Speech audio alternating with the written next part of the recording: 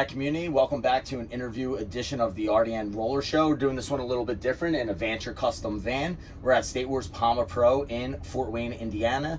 Today we have Jimmy T, just recently coming off a NARCh Pro victory, so congratulations on that. He's playing with Black Ice this tournament. Thanks for coming on the show. Gotta say, man, it's good to get you talking about hockey not internationally for once. So tell us a little bit about NARCh, your experience out there, just getting the starting role, being the only goalie out there. I think it could be different for some guys.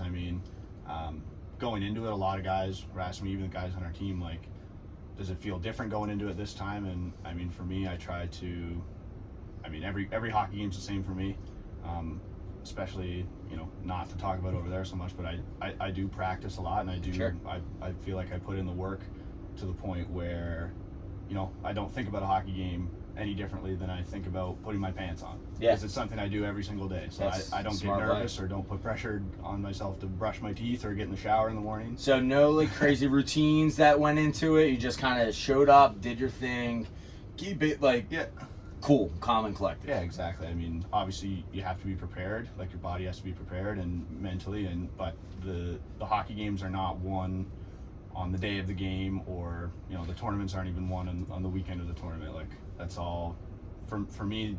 Those games are won or lost in the months prior and the years come in leading up to that. So it's funny because I was talking to Henderson and Herder, your fellow Canadian boys, when they played with us at tours, and we were talking about kind of like your coming out party was a couple years ago at the World Roller Games, right? Where I think you stole the show. I think you gained a lot more confidence, and I know for you personally, we're pretty close here. Confidence is a huge thing. So what did you change? And again, this might just be what you just said with being cool, calm, and collected, but what did you change in order to get the confidence that you really should have had all along? I think it kind of goes back to one game a couple years ago at tours when we played the Inferno, who is a team that historically has given Black Thorn in the side some trouble for sure.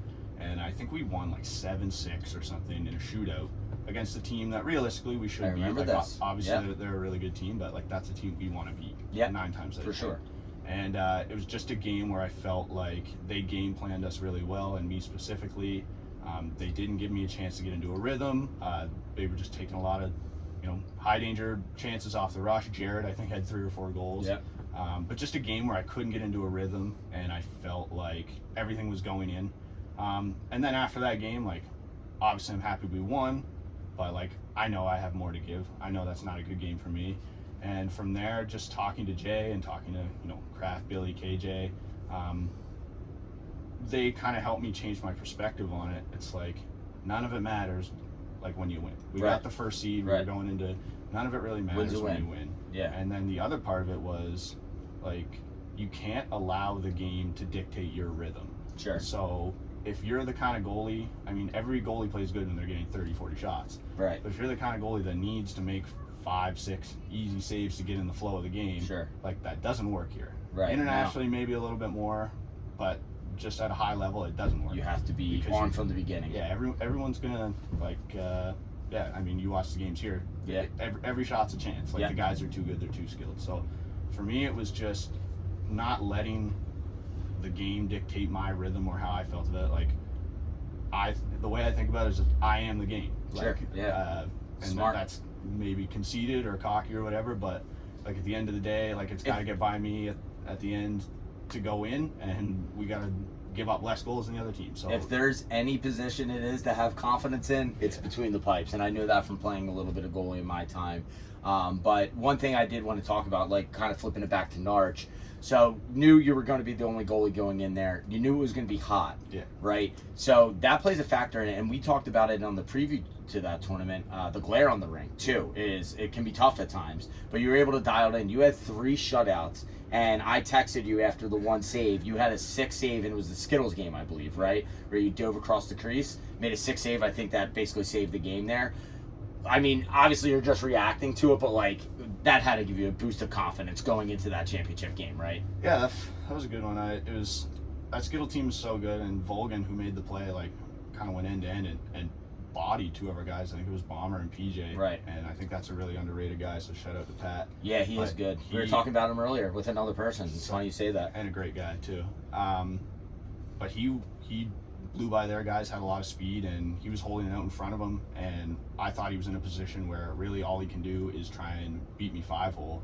So once I saw him like turn his wrists over, slide it over, I just I dropped and thought it was gonna be a 5-hole save, and then it goes to Abba, and you know Abba's a sniper. Like he's scored enough goals here. I know he's gonna try and put that under the bar. So I just kind of reached out and made a desperate save. Yeah, I mean that's gotta feel good stopping your fellow Canadian. Yeah, I mean, but again, you like.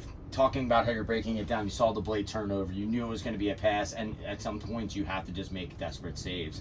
So kind of fast forwarding right into that championship game, you guys are playing Palma again, right? Kind of a repeat of last year. You held it down for, I mean, really until the last 2 minutes of the game, and you played unreal in it. And there wasn't a ton of action, but like you said, if you give up one early, even if you're not getting a ton of action, it's easy to get in the rhythm when you're getting a lot of shots, but you weren't. So how were you staying focused in that game? Were you just kind of trying to follow, like when I play goalie and I'm not getting shots, I just try to follow the puck everywhere? No, it's just the next puck. Like your next shot might come in 10 seconds or it might be 10 minutes. And they came out hot. They had a lot of looks, and obviously they had probably 4 or 5 of the best shooters on the planet. Yeah. When they came out and they were getting some not great chances, because we played so good on D. Like every game, I feel like I can't say that enough. Like we just ate so many pucks, we took away so many lanes, and just made guys go to their plan B so often. Sure. But those guys are going to get shots off. Like they're going to get pucks between our legs or around our legs. And when they missed the net on the first 2 or 3, I felt like, okay, I'm giving them nothing. Yeah. And whether I was or not, in my head, like that's what I'm telling myself. That's a huge thing as a goalie. Like if they're shooting wide or hitting, like even that, you're not giving them anything to see, or else those guys are burying those pucks, right? So and I think after that penalty kill, like we went on the kill pretty early, and we had an unbelievable kill. Like we blocked 4 or 5 shots. I think they got 1 shot through on the whole kill, and I was swimming honestly. Like I couldn't catch up, and we cleared it 2 or 3 times. And after the 3rd time we cleared it, I was like, okay, the guy's got my back.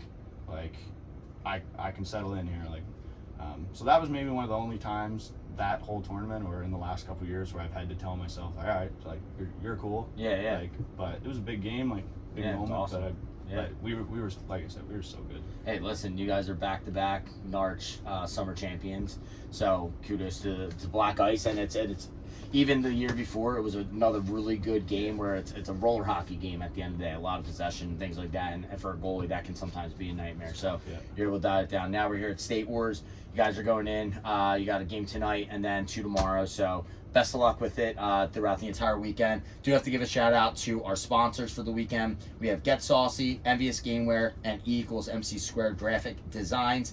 And then last but not least, we're in this beautiful van, Vanture Custom Vans. Give me a little, what do you think about the van setup? We got to talk about it real quick. I want one of these to tour for the tournaments. That's for you specifically, because you're coming across the border. Yeah. You have one of these for summer. This could be something, you don't have to get hotels or anything like that. Somewhere to fly to Tampa if they got one there, and just drive it all the way and back. That would be kind of sick. So hey, maybe I know you've been looking for sponsorship for the past. Maybe Vanture Custom Vans is the outlet into that. So appreciate you hopping on. This is awesome.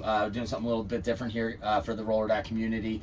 Trying to get some goaltenders, players, everybody in the mix. We're going to be doing a lot of international, so that's great too.